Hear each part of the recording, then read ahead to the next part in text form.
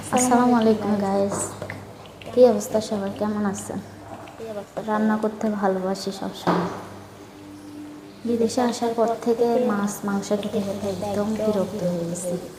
তাই আজকে ডাল, ভর্তা, বেগুন ভাজি, ডিম ভাজি এগুলাই চলবে। আসসালামু আলাইকুম গাইস, কেমন আছেন সবাই? কী অবস্থা সবাই?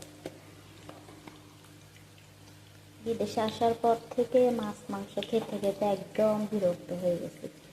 তাই আজকে ডাল, ভর্তা, ডিম ভাজি হবে। আসসালামু আলাইকুম গাইস, কেমন আছেন সবাই? কী অবস্থা সবাই? বিদেশে আসার পর থেকে মাছ মাংস খেতে খেতে একদম বিরক্ত হয়ে গেছি। তাই আজকে ডাল, ভর্তা, ডিম ভাজি হবে। আসসালামু আলাইকুম গাইস, কেমন আছেন সবাই? কী অবস্থা সবাই?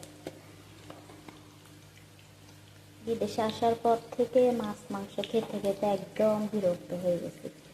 তাই আজকে ডাল, ভর্তা, ডিম ভাজি হবে। আসসালামু আলাইকুম গাইস, কেমন আছেন সবাই? কী অবস্থা সবাই? বিদেশে আসার পর থেকে মাছ মাংস খেতে খেতে একদম বিরক্ত হয়ে গেছি। তাই আজকে ডাল, ভর্তা, ডিম ভাজি হবে।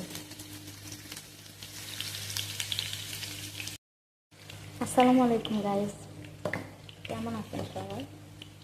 কী অবস্থা সবাই? বিদেশে আসার পর থেকে মাছ মাংস খেতে খেতে একদম বিরক্ত হয়ে গেছি। তাই আজকে ডাল, ভর্তা, ডিম ভাজি হবে। আসসালামু আলাইকুম গাইস, কেমন আছেন সবাই? কী অবস্থা সবাই? বিদেশে আসার পর থেকে মাছ মাংস খেতে খেতে একদম বিরক্ত হয়ে গেছি। তাই আজকে ডাল, ভর্তা, ডিম ভাজি হবে। আসসালামু আলাইকুম গাইস, কেমন আছেন সবাই? কী অবস্থা সবাই? বিদেশে আসার পর থেকে মাছ মাংস খেতে খেতে একদম বিরক্ত হয়ে গেছি। তাই আজকে ডাল, ভর্তা, ডিম ভাজি হবে।